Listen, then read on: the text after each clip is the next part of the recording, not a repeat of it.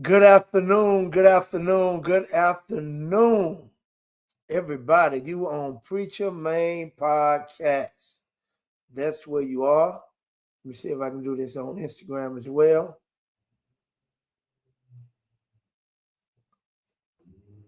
And here we are. You are on Preacher Main's podcast with yours truly, Preacher Main. There you go, right there. That's Preacher Main, y'all. That's him. No, just in case you ain't never seen him. There he go. That's Preacher Main. You're on Preacher Man Podcast with yours truly, Preacher Man, aka Dr. Hosea Collins. And I'm excited to be on with you this afternoon, Saturday, March the 7th. And man, I got some stuff I want to talk about. Of course, we always dealing with the fact that I ain't catching it. That is the reality. We ain't catching it in this season. It's my current single that's out right now on all platforms. It's on Apple Music, iTunes, Spotify, Google Play, YouTube Music, just whatever you stream music on. I ain't catching it. And listen, I'm a huge component for music with a message. Music with the message is critically essential to edifying people. Like music should do more than just make me shake my booty. I ain't got no problem with you shaking your booty to the beat. I'm just saying that shouldn't be the only use of music. Because everybody know I like to shake mine too. I like to get my groove on. But music should also go deeper than that. And so any music that I release will have some way, somehow, a hidden message that you can apply to your life and get better results in your life.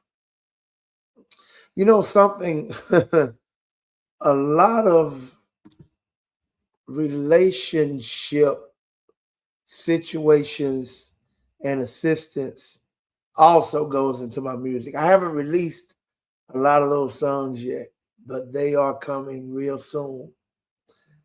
I've been, man, counseling over 25 years.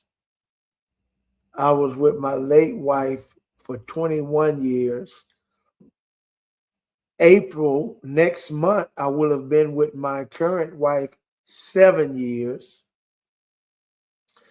Even if I go back to starting in high school, I was with my baby mama from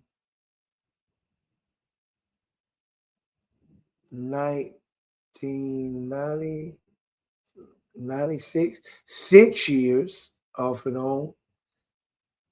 You know what I realized about myself a while back? Well, really, it became painfully obvious after I was widowed. One of the reasons I think I may be so, whatever word you want to use, anointed, gifted, or skilled in the area of relationships is because I am extremely experienced in relationships. The hardest thing I ever did in my life was be single. Think about this for a moment. I first, and y'all listen, Preacher Man don't cut a lot of corners. Preacher Man ain't trying to be politically or religiously correct. He just kind of tell it like it is. He ain't being disrespectful with it, but he ain't sugarcoating a lot of it. So it may come out straight lace, no chaser, but I promise you gonna get the point. You ain't gonna wonder what Preacher Man was talking about. So let me just, he gonna always keep it 100 with you. And it's just real talk. Like it's grown folk conversation. So if you ain't grown, you might want to find you something else to watch. But so truth be told, man, I lost my virginity at the age of 13 years old. And with what I might consider my first real girlfriend. You know, like girls and call yourself girlfriend and boyfriend. But I would say the first girl that I was doing full sinful girlfriend and boyfriend and stuff with. All right. So I ain't talking about like the first kiss, and holding hands and hunching, whatever y'all want to call it. But at 13 years old, I was in the 8th grade and we dated for at least a year up to the 9th grade, I guess. Somewhere through the 9th grade or on into, I don't remember how far. That's been a long time ago, y'all. I graduated in 93. So I'm going back to like 88, 89 right now. And so after that relationship dissolved, I remember that summer going into my sophomore year, I had a summer fling, a girl who was visiting her relatives. She was from Detroit, Michigan. And as soon as I met her, I got at her and we dated strong that whole entire summer until she left and went back to the East Coast. And then my 10th grade year was when I began dating my baby mama. And we dated on into, off and on, you know how that goes, my 2nd year in college. And during that time, I dated another girl my junior year in high school. And we dated strong for about a year and a half to 2 years. It was kind of in between and during and the same way. Anyway, you can do the math. I would, well, just so to set the record straight, and I promise you I'm going somewhere with this story. Stay with me. I had never been faithful to a woman from 13 years of age when I lost my virginity all the way up until I married my late wife. So get back to the timeline. In 1996 was when me and my baby mom broke up for real, for real. And I met Precious a couple of weeks after my birthday in 1996.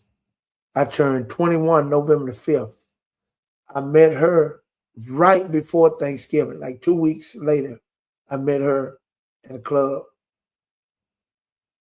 And she was 21. She turned 21 on October the 15th of 1996. I turned 21 of November the 5th of 1996. And we dated from then. We were together from then at 21 years old into 2017 when both of us was 42 years old after 21 years together. 21 years together. She left in 2017. I got remarried in 2019. And next month will make 7 years. So when you do the timeline of my life from 13 until current at 50, I've been in relationships. I hadn't been single. I know how to do relationship. I ain't know much about how to do single. I have very little experience in being single. No, that's why I ain't saying it's a plus or a negative. I'm just giving you my credentials. But not only in being relationships that long, since early 2000, like since 2001, well, really, if I can go in unofficially before that, but officially since 2001, I've been counseling couples and individuals in the areas of relationship. I don't know how many courses I've taken, how many books I've read, how many seminars, like all the data, all of, yeah, it's too many to count. But I said all that to say relationships are in the primary part of the purpose of your creation. Now, our relationships are not romantic, so we're not limiting that to being booed up and love and marriage goes together like a. Anyway, you get the point. Inclusive of that, but not limited to that. Because God created us all for a relationship with one another, friendship, family relationship, co working relationship, spiritual relationships, social relationships, friends, and endless business relationships. You were created for relationship, whether you realize it or not. But what stops us or what ends our relationship, stay with me, are the things we catch. I ain't catching it. What do I mean by the things we catch? I ain't catching it. There's a book I've been reading. Well, I had the book for quite a while, but I recently really began to really crack into it.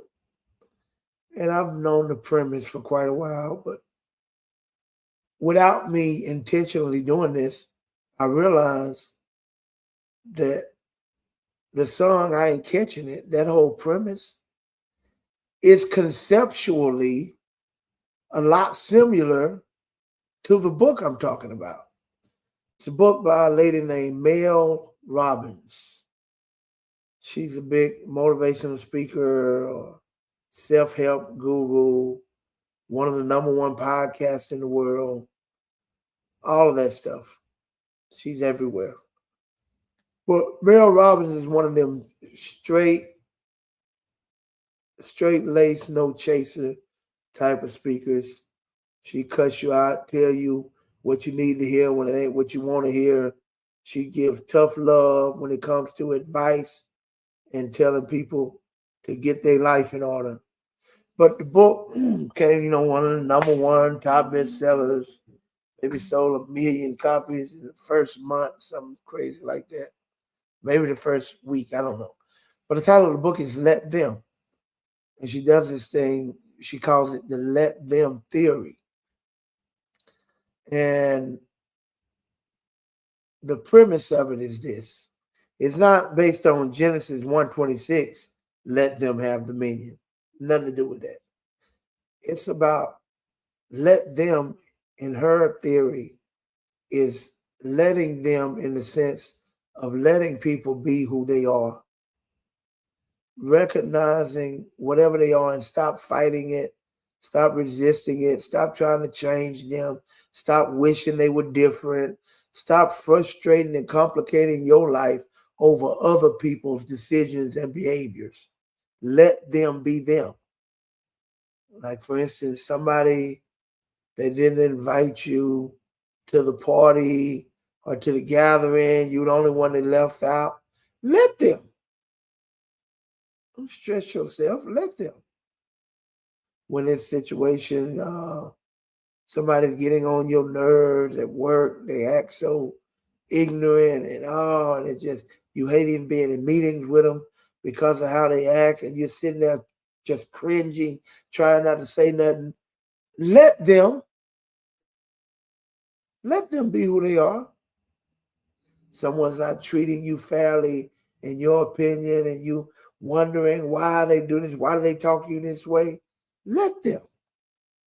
Let me give you the caveat. Let them doesn't mean being a doormat and letting people run all over you, walk all over you. Let them in the sense of, let them be free to be whoever they gonna be. And once I discover who they are, then I let me govern myself accordingly. And here's a very interesting point, and I'm going to show you the connection to I Ain't Catching It. A very critical point. Let them is you releasing control of things you have no control over. You don't have no control over how somebody else act, how ignorant they are, how silly they are, how crazy they are, or how obnoxious they want to be. That is out of your control. So when you putting all your energy in what they doing and why they act this way and why they always got to do it don't make no sense. You giving all your energy to something you can't do nothing about. It didn't rob you of your peace. It didn't rob you of your joy. It didn't rob you of your comfort. And it's about to rob you of your sanity if you don't learn to let them be them. Free yourself by letting them. She even goes as far as telling you to say it. When you find yourself doing, just say, let them, to remind yourself to chill out, relax, and let a fool be a fool. They used to say, when you find a fool, leave a fool. But let them. Now, what does this have to do with I Ain't Catching It? Glad you asked. When things that are out of your control go sideways, in your opinion, in your life, don't catch them. Don't catch it. Let it. Don't catch it, meaning don't take what's out of your control. Let it get all inside of you and worry you, stress you out, have you losing sleep at night. You ain't got no peace because you worry about that. Mike Clark Jr., the Southern Soul artist, which he ain't talking about good stuff, but I like the chorus. He say, don't let that worry you. Don't let that worry you. Whatever they doing and got going on, don't let that worry you. But anyway, point that I'm making, not catching it is not letting it take your peace, rob you of your peace, cause you to get out of your love walk, cause you to change how your day going. See, it's really the control freak in us that don't know how to let stuff go. Ooh, I'm talking better than you listening. It's that control freak in you that don't know how to let stuff go. Why they gotta look like that? Oh, they just get on my nerves. Now your day all out of whack because of what somebody else doing with their day. Let them.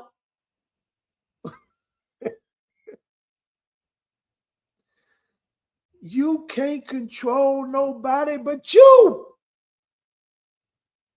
Truth be told, you can't even control you. That's why you ain't got no self-control. But you ain't gonna never get it if you don't start focusing on you. Can you just be like Mike, not Jordan, Jackson, and start looking at the man in the mirror?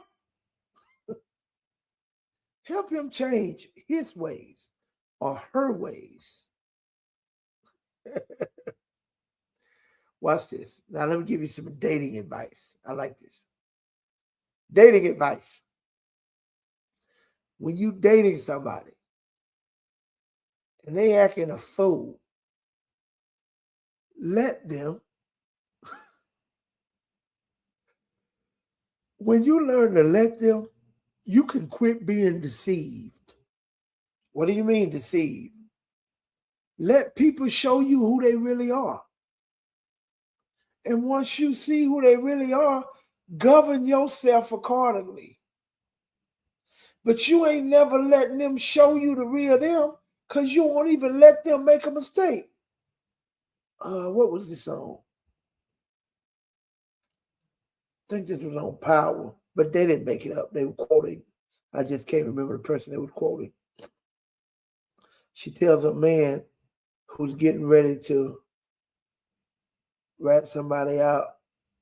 Tommy was seeing the dope man's little sister, and somebody had beef with, caught him and took a picture and was finna blow it up. She said, no, don't do that. He said, why not? He said, never interrupt your enemy while they're in the process of making a mistake. Ooh. Oh, bars. Bars. Let me tell you what she was saying. Let them.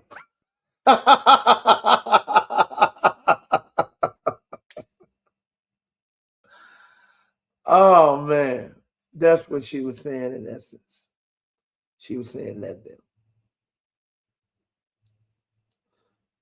What have you allowed to stress you out? Listen, I understand it. I get it. I know. And let me say this and be clear, because I'm just trying to help people. I know, and rightly so, a lot of people are stressed out and worried and don't know what they're going to do over decisions that the President of the United States is making. Let them, because ain't nothing we can do to stop them in physical, in ways, da. But this is what you do when you let them. Like, meaning, this is what I mean. Because I'm not talking about don't take civil responsibility. Stay with me. I'm finna tell you what you can do and how to fix it. When I say let them or don't catch it, don't allow someone else's foolish decisions to stop you from living the life and pursuing fulfillment in the assignment God has given you. Don't let it become a distraction to your God-given purpose and destiny.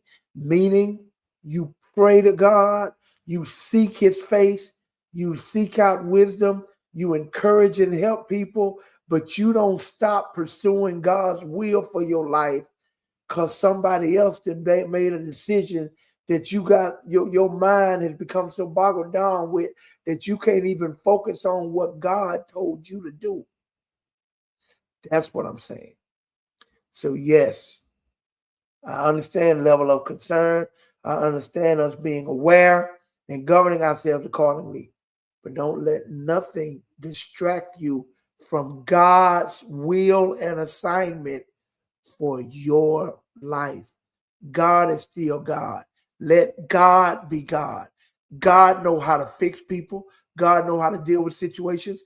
God know how to deal with circumstances. What he required us to do is take it to him in prayer and leave it there. Do whatever he tells us to do, but don't get distracted by a God job when he's giving you another job of what he's requiring of you. Because when you take care of God business that concerns him, God will take care of your business that concerns you. And whatever God tells you to do about a situation that's in your power to do, you do it in Jesus' name with faith and confidence and courage. But what do you do when God ain't told you nothing to do about a situation? You keep doing what he told you to do about the last assignment he gave you. That's what you do. I hope this is making sense. I hope you're really catching it. I hope you catch this so you know what not to catch or what to stop catching. What do you stop catching? Things like Them overdue bills, I ain't catching it. Late night thrills, I ain't catching all that drama. I ain't catching 6-inch heels, I ain't catching it. That hater aid, I ain't catching it. From across the way, I ain't catching it. Them dirty looks, I ain't catching it. No matter what they say, I ain't catching it. Y'all know, tell me what y'all think about this. This came to my mind. What if I did a real slowed up, almost quartet slow version to it? Them overdue bills, I ain't catching it. Them late night thrills, I ain't catching it. All of that drama, I ain't catching it.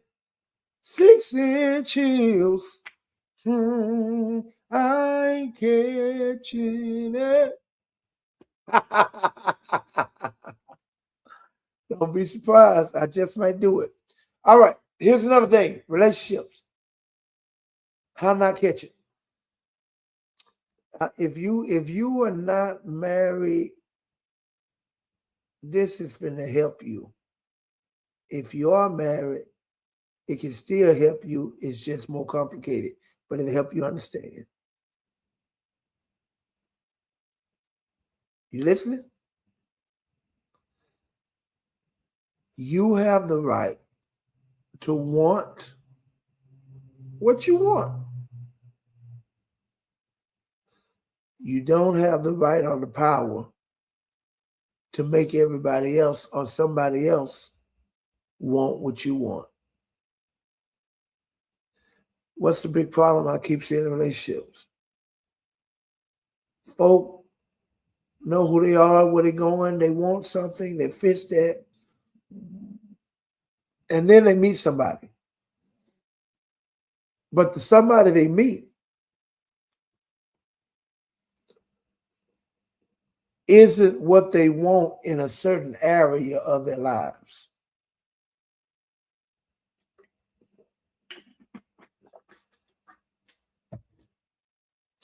But the problem is they really want to be with that person.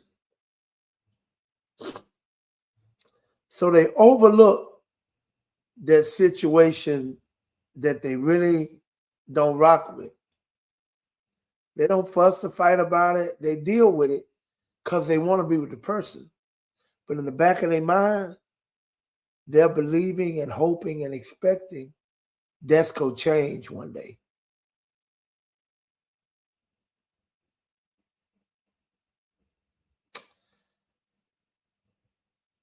Days go to weeks.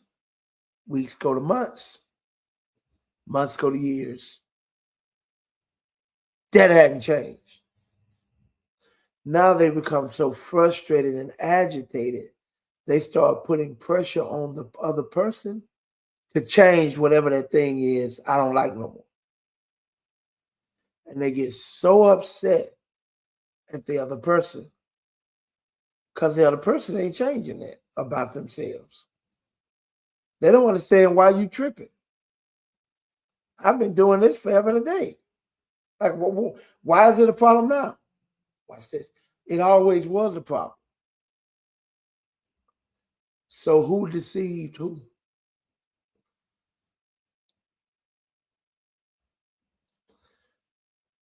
If I'm the person you got a problem with, I've been with you all this time, believing me and you on the same page, because I can be myself and it don't affect us because you rock with this. You've been wanting that to change all the time. Now you with me trying to put pressure on me to change something that I've been doing the whole time. I've been comfortable with it. But you uncomfortable with it. But because you finally let me know you're uncomfortable with it, I'm supposed to change it now? Just having relationships all the time. Now I'm the villain because I won't change for you. And you feel like if you've been sucking it up all the time, now I owe you a changing. But I don't never know you've been sucking it up all the time. But that's how we've been moving. One of the biggest things, biggest problems in relationships everywhere all over the world is uncommunicated expectations. But I did say something about it, but you lived with it. So I don't know if it's a bigger deal that you're making it now. Here is, well, what am I supposed to do? Oh, I'm glad you asked. Watch this. Here's what you do. I'm dating you, and there's something about you that I just do not rock with. I ain't talking about it just irks me. I'm talking about this is like a deal breaker for me. I can't do this. But I really like you, so I'm just going to push through it. Then I don't really have a real right to make this a big issue later in our relationship. When I went into this knowing this is who you are, and I accepted it. Oftentimes we make vows to that. I made my vows knowing about this, and I rock with it. Now later, I want to change that. No, because I wanted you. See, that was my selfishness. What I should have did, you know what, I really like this person, but I already know that's going to be a problem for me. I know myself. That's why you got to know yourself before you try to get to know anybody else. I know that's going to be a problem with me. I know even if I stomach it now, I ain't going to do it for long. And if that's something that's going to be who they always are, I may want to let them go now instead of waiting till we get there. Because we know, oh, I need them. And we just hope for the best. And that we created that there. You don't create situations by what you do. You create situations also by what you allow. Ooh, ooh, ooh. Boy, I'm talking better than you listening. You create situations by what you allow as well. So now, let me give it an example. I might offend some people, but I'm just speaking my truth, y'all. This is my truth. Ain't no reason. I think we live in a world today that people are offended because you have a different opinion than them. Like you don't have a right to your own thoughts, feelings, and opinions. It's crazy to me. Nevertheless, here it is. I grew up in the South, Coachella, Louisiana. Now, all my upbringing as a child, we had dogs. We never bought one that I can remember paying money. So where you get it from? They just show up. Big Mama keep throwing food out the house. All the leftovers. Dogs show up. And before you know it, one become two, two become three. I don't know if they call their homies. Hey, y'all, I found a buffet. Let's go. None of those dogs, not ever, one time, stepped foot in our home. I remember when I was a little boy, there was one dog that I really had an affection for. So my daddy built him a dog house. And the dog house was nowhere near our house. It was way in the back of the backyard. It was the furthest back in the backyard. His only dog house, enough chain or lease to give him room to play if we left. But anyway, that's how I grew up. Now, so just me. See, selfishness is not you wanting to live your life as you wish to live it. Selfishness is wanting other people to live their lives the way you want them to. That's selfish. So I know over the years, when I was widowed, because me and my late wife, we both felt the same about this. There are no pets allowed in my home. That's just me. I ain't got no problem with nobody else. So nobody else shouldn't have a problem with me living my life as I wish to. I wasn't conditioned that way. I didn't grow up that way. It's just my own thing. Now, I'm going somewhere with this. When I was dating, I knew I didn't want animal living inside of my house with me. Meaning no dog, no cat, no hamster, no whatever. But really, really dogs, cats, things that roaming around. And so let's say I see somebody I really like, man. We went out, we kicking it, we vibing, like we got chemistry. Wow, like da da da. So what do you do? Oh no, those are just my dogs. Casey and Lacey. I don't know. Don't ask me why I say Casey and Lacey. That's what first thing came to mind. I'm like, oh yeah, really? Oh yeah, man, I love my dogs. They sleep with me. That is to them. They always this and da da da. And when I gotta go out of town, I hate it because I miss them. I like them to go places with me and da da da. But I put them up in the dog hotel when I'm away, and I come get them when I get back in town and da da da da da. So hey, I really like this. I really love this. When would you like to hang out again? Let me get back to you. Because even though I'm feeling this person, I'm liking this person, I'm this, I'm that, the third, I'm honest with myself. People don't be honest with themselves. It would be wrong for me to go into relationship, serious relationship with you, leading the marriage, to marry you, to then try to convince you these dogs either need to stay outside, meaning live out there, not just go out every day for a walk, live out there, never be allowed in here, and what else I was gonna say? And so that's it. You need to do that, and so we can be together because I don't like living like that. And now I'm trying to put that pressure on you to do that.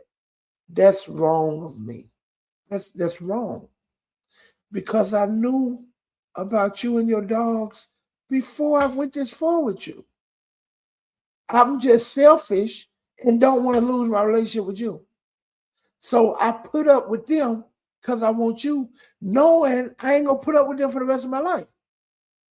And now I'm trying to change, da da da. Or it's go vice versa. Let's say she knows I don't, so while we're dating, but she wouldn't want to be with me. And she says, no, I think, we get married. I don't mind when we get married and move in the same house together. I don't mind leaving them in the backyard, having them a little dog house out there and letting their life be out there rather than in the house with us. I don't mind that. And she says that. I'm like, oh, okay, well, if you don't mind that, no problem. And then all of a sudden, we get together. It's cold tonight. I mean, I think that you should be considerate. And I don't understand why can't they? I mean, what's the problem? I mean, da, da, da. She's wrong for that. I'm just using this metaphor, this example, but we can be talking about anything. There are sometimes, let's say my wife do something that irked me a little bit, and sometimes I catch myself, if I'm getting mad or bothered by it, be like, wait a minute. I like the Holy Ghost convict me. Like, wait a minute. You knew this when y'all was dating. Like, so in other words, you signed up for this. Why you tripping over something you were well aware of? So that means I need to take my focus off of that and put it on all of the other great reasons that I married her that makes her such an amazing wife. And stop focusing on this one thing. Like, we're not honest with ourselves when we're dating because of what we want. And we end up with bigger problems when we're married because of what we allowed and didn't make decisions on accurately when we were dating. Happens all the time. It can be anything. It can be like every Sunday after church, you go over your mama's house. Now, if I know I don't want to go over mama's house, why we ain't discussing that now? Why I'm waiting till we get to that? So whatever, you have the right to want whatever you want and live your life as ever you choose to live it. But you don't have the right to try to make everybody else do the same. See, you got to find that person that like what you like, don't like what you don't like. Y'all can rock well together. It ain't that deep. We keep trying to change people.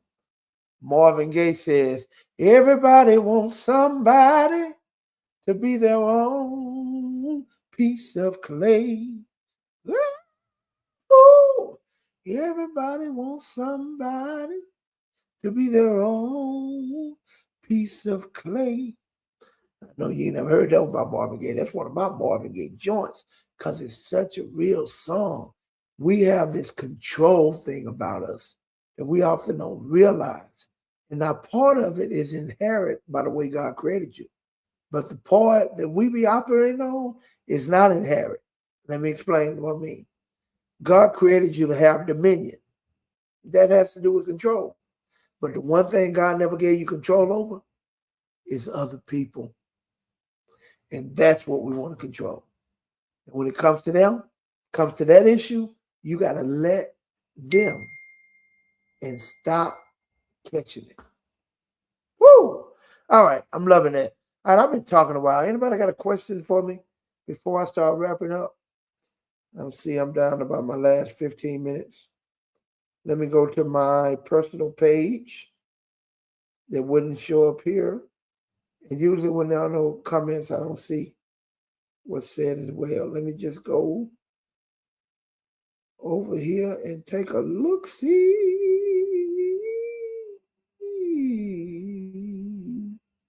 Yeah. Hold on, where am I at? I'm supposed to be live. Okay. All right, there we go. I found it. Let me make a few things you need to look out for. On the 5th Sunday in March, at the church that I have the proud privilege of pastoring, Calvary Hawthorne, as we affectionately call it, in the city of Hawthorne, California, on the 5th Sunday, I think that's March the 29th, we are having our Southern Soul Sunday. I'm talking cowboy hats, put them boots on where them fans at, Western attire, preacher man gonna be performing. We gonna have some good old Southern Soul country church. I'm gonna show you how we do it, baby. Don't miss this. And we're streaming our 10 a.m. service live. So even if you can't be there physically, you can stream live on our YouTube or Facebook or my personal YouTube or Facebook. We're going to be live on there. Well, no, we won't be live on my personal YouTube. We will be live on my personal Facebook if I remember to share it. Anyway, stay tuned for that. And that evening, let me pull up the information on it right now. That Sunday evening, Preacher Maine is going to also be performing at, okay, I don't see the name of the church, but I can give you the address. The address is 3130 West 111th Place. Again, 3130 West 111th Place. And I'm excited, man, to be with my good brother, Pastor LaRue Rodriguez. We go back to our City Refuge days. What a time, what a time, what a time. But he's got a great lineup. They're having a Palm Sunday praise service where he got a whole lot of acts, man. A lot of singers, musicians. And I'm fortunate to be in that lineup. So we're going to have a great time. But yeah, I'm open up to any questions for me. Anybody got a question, post it in the comment, and I will address it while I have time. Doesn't necessarily have to be on relationships. It can be on anything. But we want to address it. Whatever it is, because people will be people. Sometimes good, sometimes evil. But my life can't be based on what they doing or what they say. These overdue bills, I ain't catching it. Late night thrills, I ain't all the drama, I ain't 6-inch chills, I ain't catching it. Hater, I ain't catching it. Cross the way, I ain't catching it. Them dirty looks, I ain't catching. No matter what they say, I ain't catching it. Y'all, I've learned to mind my business, go to God in prayer and leave it with Him.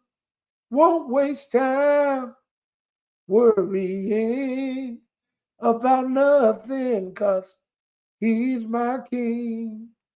Them overdue bills, I ain't catching it.